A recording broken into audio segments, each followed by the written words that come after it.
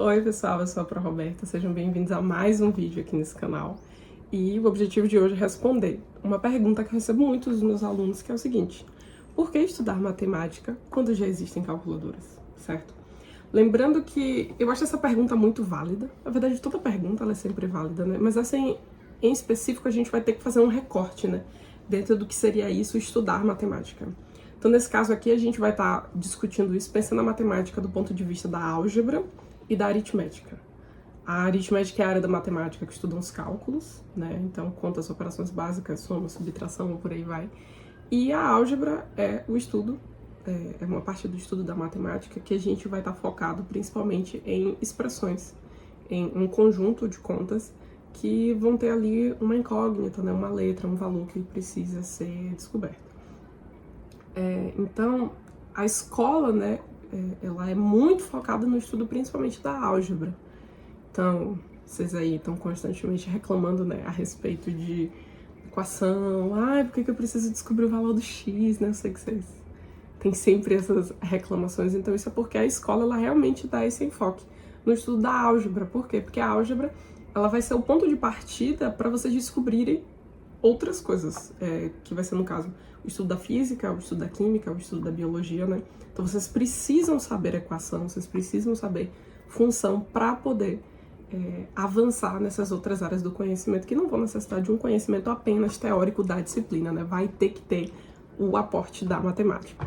Então, como eu tô falando, a gente pode enxergar, né, essas áreas da matemática, como a álgebra e a aritmética, como ferramentas, né? Então, a gente vai pensar num cenário aqui, hipotético, numa situação, que nos ajude a entender por que a gente precisa da matemática independente de ter ferramentas que fazem contas, né? Então, vamos imaginar aqui um marceneiro. O que é um marceneiro? O marceneiro é uma pessoa que ela trabalha com madeira e ela cria móveis, ela cria objetos, né, de madeira, certo? Então, ele vai precisar de ferramentas, né? Ele vai precisar de martelo, ele vai precisar de parafusos, ele vai precisar de lixas. E essas ferramentas a gente vai enxergar aqui como essas áreas da matemática, né? A álgebra e a aritmética, tudo bem? Mas assim, só ter as ferramentas não fazem de um carpinteiro um carpinteiro. Vocês concordam comigo, né? Não adianta, oi, tudo bem, então eu faço coisas em madeira, porque eu tenho aqui um conjunto de ferramentas, né? Não serve, você precisa saber como usar essas ferramentas. Que na nossa analogia vai ser o equivalente de eu tenho as ferramentas, a aritmética, a álgebra, mas eu preciso saber usar essas ferramentas, né? Então eu preciso dominar cálculo, eu preciso dominar as operações básicas e as ferramentas para eu poder dizer que eu sou aí um carpinteiro ou qualquer outra coisa. Mas assim, todo e qualquer produtor que se preze, tá? Quando ele tá desenvolvendo, né, ali a sua profissão, ele vai precisar automatizar alguma parte da produção. Isso é um fato, certo? Então, em algum momento, ele vai precisar tornar essa produção um pouco mais automática. Ou seja, se eu sou um marceneiro que eu faço guarda-roupas, e vamos supor aqui que eu não trabalhe com guarda-roupa planejado, eu faço um modelo específico de guarda-roupa. Então, eu sei quais são todas as peças, quais são todos os tamanhos de tábuas, quais são todos os tamanhos, né, de madeira que eu preciso para fazer um guarda-roupa, né? Então, qualquer marceneiro que se preze vai ter essa informação já pronta. Então, o que eu faço? Eu espero a cada encomenda para poder cortar a madeira, ou eu já faço uma encomenda, né, dessas madeiras já cortadas no tamanho que eu sei que eu preciso para o guarda-roupa.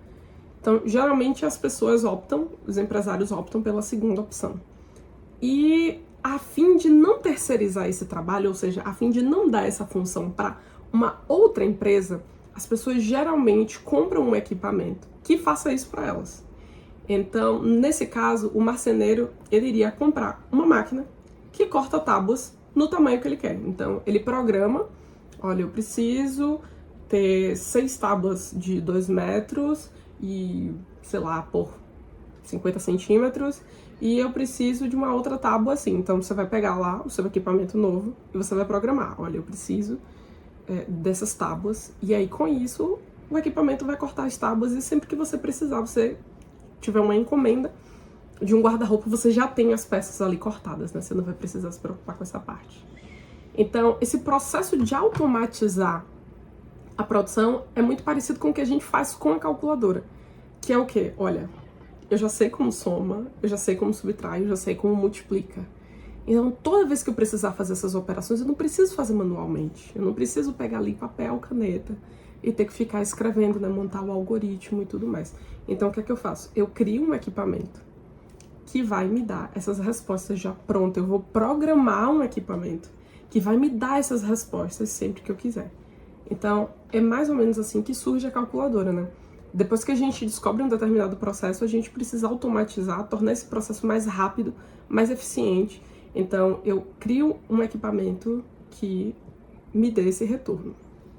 Então, isso quer dizer que a calculadora, ela não vai substituir o trabalho humano. Por quê? Porque a gente só pode criar uma calculadora a partir de um determinado conhecimento que eu domine. Porque imagine só, ainda pensando no caso aí do marceneiro. O marceneiro, ele, obviamente, teria que saber medir as peças.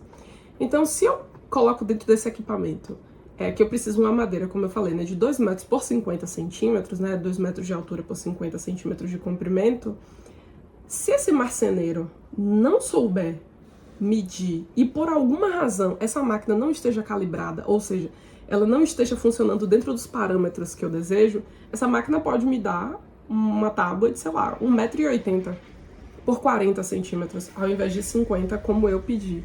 E o marceneiro não ia saber quanto que ele ia descobrir quando ele fosse montar o guarda-roupa. E visto que o guarda-roupa estava menor do que esperado, né? Seja pelo cliente ou seja pelo produto final, quando ele fosse observar que não estava do jeito que ele queria.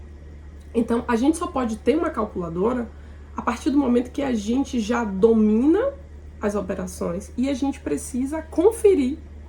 Conferir não, mas assim, a gente já domina as operações e a gente pode confiar naquele objeto. Porque, por exemplo, se você não souber somar, acontece, né? Eu sou professora do ensino básico, né? Então eu dou aula para alunos a partir do 6º ano.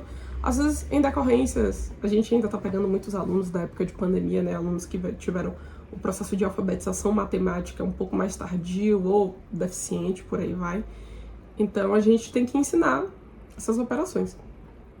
E aí, por exemplo, se você não sabe somar e você colocar na calculadora 1 mais 1 e a calculadora disser que isso dá 3, você não vai nem duvidar de que aquele processo tá errado. Você vai colocar lá que 1 mais 1 é igual a 3. Por quê? Porque você confia naquele equipamento, mas a gente não pode confiar se a gente não domina, certo?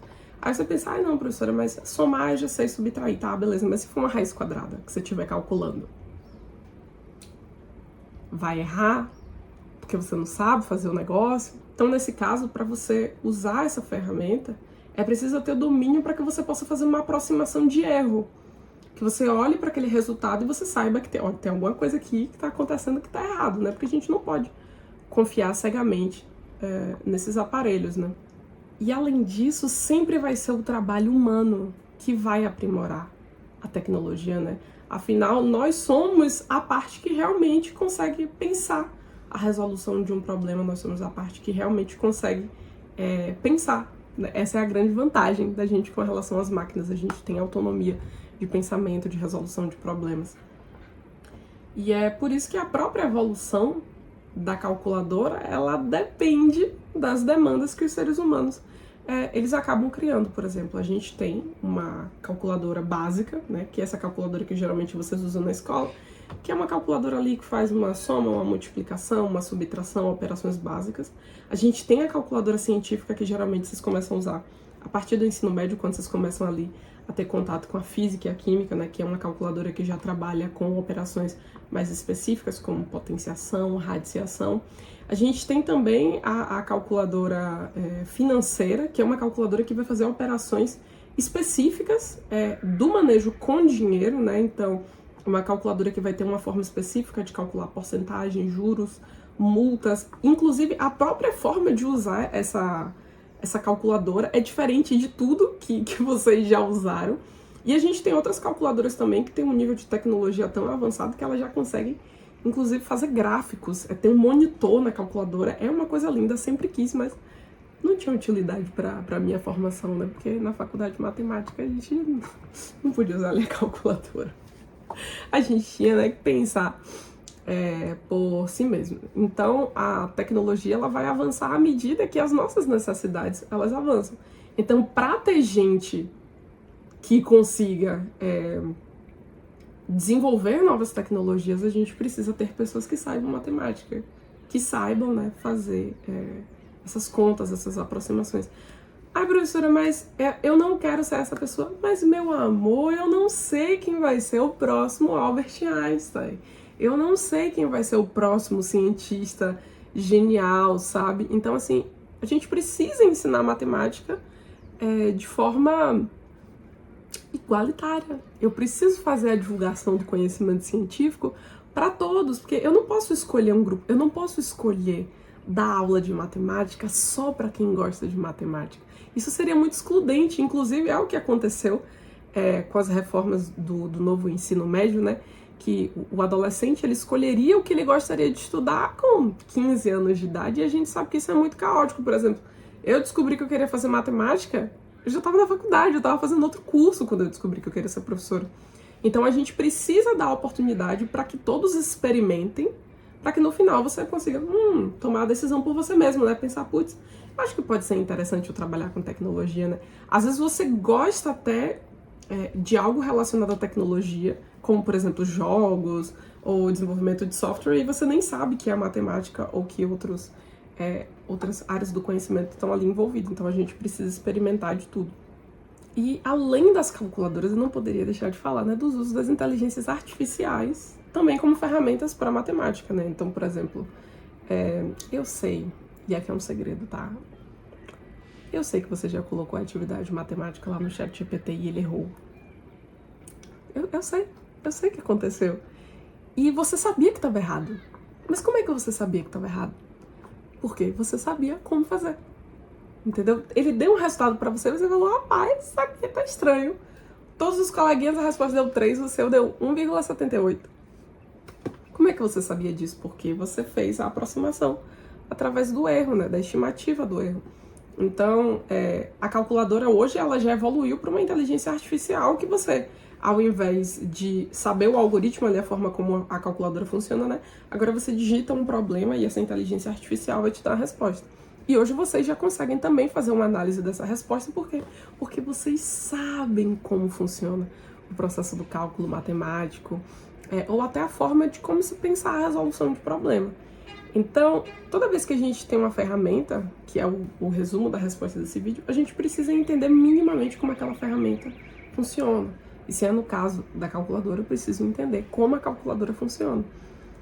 Porque imagine, sei lá, se a gente tivesse pessoas aí trabalhando, né, para o governo ou para empresas que só precisasse da calculadora. E é por isso, inclusive, que a gente não permite que, principalmente no ensino básico, né, nas aulas de matemática, que vocês usem calculadora na hora da prova. Por quê? Porque eu preciso avaliar se você sabe fazer o que a calculadora sabe fazer. Entendeu?